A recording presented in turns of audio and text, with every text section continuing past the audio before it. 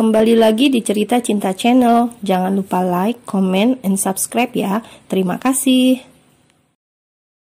1 jam kemudian, perutnya terasa penuh, bukan karena makanan, melainkan karena bergelas-gelas minuman dingin yang ia minum untuk menyegarkan pikiran. Dia pikir dengan minum minuman yang segar itu, hatinya bisa dingin. Gadis itu ternyata salah besar. Kembali ke kamar hotel, masih merasa uring-uringan. Ada sesuatu yang mengganjal tepat di dadanya, membuat ia kesal terus-terusan.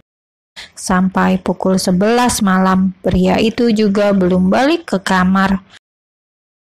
Karena malam semakin larut, dia pun ketiduran di atas ranjang yang besar itu. Saking nyenyaknya, gadis itu sampai tidak tahu ada seseorang yang masuk ke dalam kamar. Siapa lagi kalau bukan Daniel? Pria itu melepaskan bajunya dan langsung berbaring di sebelah Dea. Pukul 3, udara terasa dingin, menusuk sampai tulang. AC kamar mungkin terlalu rendah. Ini karena waktu Dea sebelum tidur, ia sempat menurunkan suhu AC di dalam kamar. Tanpa sadar, gadis itu mencari kehangatan di sekitarnya. Tangan Dea memeluk tubuh Daniel, terasa nyaman dan hangat. Dua orang itu malah berakhir tidur sambil berpelukan. Kring, kring, kring. Dering ponsel membuat dua orang itu bergerak-gerak di balik selimut. Berisik sekali, angkat teleponmu, ucap Daniel dengan mata yang masih terpejam. Nada deringku lagu K-pop, timpal Dea, masih sama-sama belum sadar sepenuhnya. Detik berikutnya. Dua orang itu menyibak selimut, saling menatap dan berteriak. Apa yang kamu lakukan? Dia langsung memeluk tubuhnya sendiri. Ia panik, jangan-jangan ia sudah dinodai. Kenapa kamu ada di sini? Ini bukan tempat tidurmu. Dea yang ingat kejadian semalam, buru-buru turun dari ranjang. Menajis Mugolado, satu ranjang dengan pria itu, ku Daniel, tukang selingkuh. Kamu pikir aku sudi tidur satu ranjang dengan pria sepertimu? Tantang Dea sembari turun dan mencari sendal hotelnya. Pria sepertiku, Daniel menyalak marah. Memangnya dia pria seperti apa? Lain kali langsung bawa masuk ke dalam kamar. Kalian bisa melakukan hal gila tanpa ada yang melihat. Apa maksudmu? Tidak usah pura-pura, aku sudah melihat dengan mata kepalaku sendiri. Betapa menjijikan kalian berdua. Dek, Daniel diam sesaat. Jangan-jangan dia melihatnya semalam. Apa yang kamu lihat? Dua orang yang menjijikkan. Katakan lagi, menjijikkan. Berani bicara seperti itu, aku tutup mulutmu, Dea. Kamu pikir aku takut? Daniel merasa tertantang. Pria itu langsung menghampiri Dea. Karena Daniel berjalan ke arahnya, dia langsung menoleh ke sembarang arah, mencari celah untuk menghindar. Katakan sekali lagi. Dia langsung menelan ludah. Mana berani ia mengatakan itu sekarang. Dilihatnya, Daniel sudah berdiri tegap tepat di depannya. Apalagi pria itu tidak memakai baju atasan.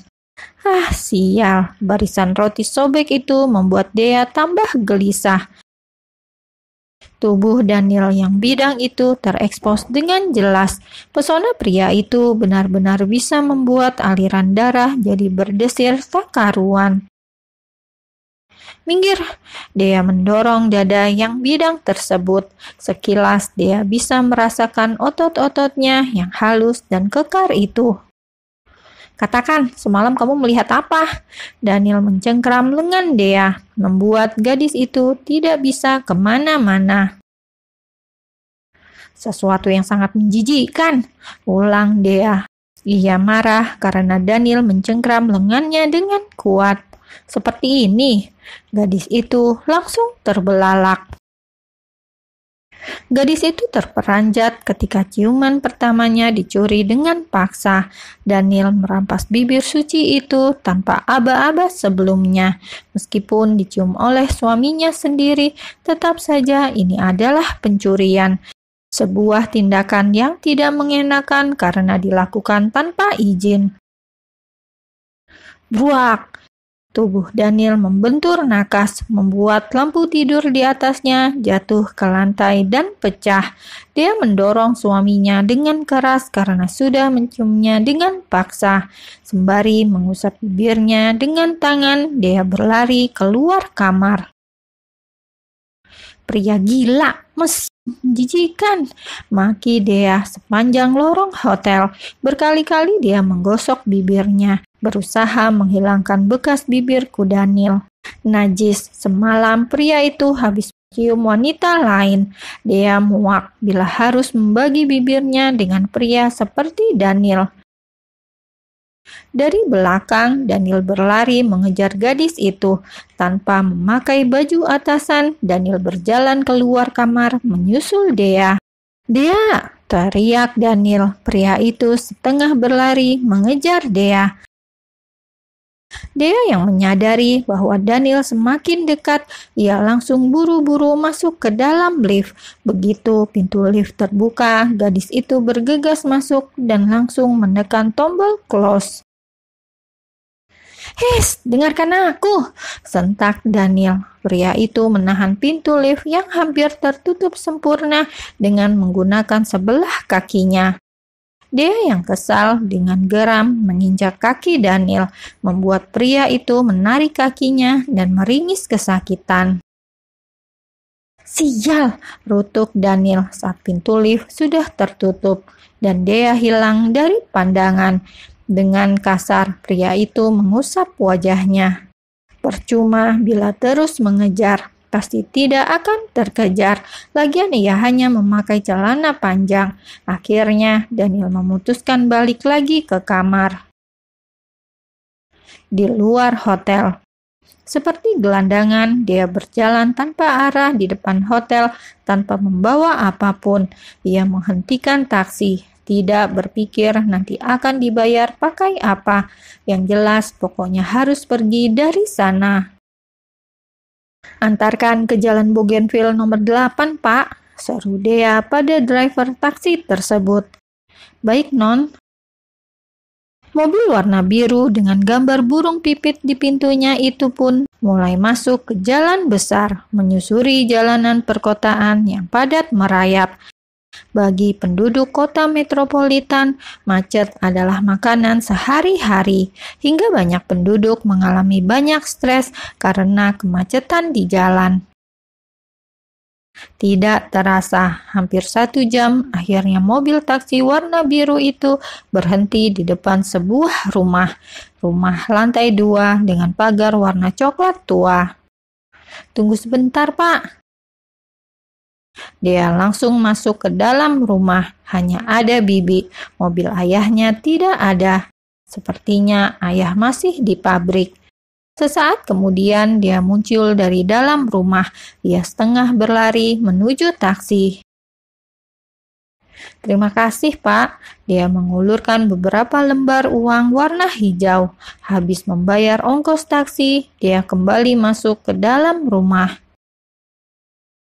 "Sendirian, Non?" tanya Bibi yang kala itu membawa alat pel-pelan. Dia hanya mengangguk pada wanita paruh baya yang sudah setia mengabdi pada keluarganya sejak ia kecil. Ibu Dea sendiri sudah meninggal saat melahirkan gadis tersebut. Sejak kecil, Dea lebih banyak menghabiskan waktu dengan pengasuh dan Bibi, sedangkan sang ayah lebih sering di pabrik. Mereka memiliki sebuah pabrik tekstil, bukan pabrik yang besar, hanya usaha kecil yang dirintis ayah Dea sejak pria itu masih muda. Kini setelah sampai di rumah masa kecilnya, Dea pun ingin sendirian. Ia mengunci diri di dalam kamar. "Mau saya siapkan makan, Non?" Tiba-tiba Bibi mengetuk pintu kamar Dea, menanyakan apa nonanya itu mau makan. "Enggak, Bi," jawab Dea dari dalam kamar tanpa membuka pintu kamarnya. Dea memilih merebahkan tubuhnya di atas ranjang, memejam mata, tapi bayangan Daniel saat minumnya malah menari-nari tanpa permisi. Kesal, gadis itu menendang bantal, guling, dan apa saja untuk melampiaskan rasa kekesalannya. Puas membuat kamarnya seperti kapal pecah, dia kemudian mandi. Selesai membersihkan diri, gadis itu memilih memakai kaos dan celana pendek di atas lutut. Tok tok tok, kenapa lagi sih, Bibi? Dengan malas, dia membuka pintu kamar yang penuh dengan perintilan K-pop tersebut. Ada apa? Buru-buru dia langsung menutup pintunya kembali. Ia tidak mengira bahwa Daniel sudah ada di rumahnya. Pria itu kini berdiri tepat di depan pintu kamarnya.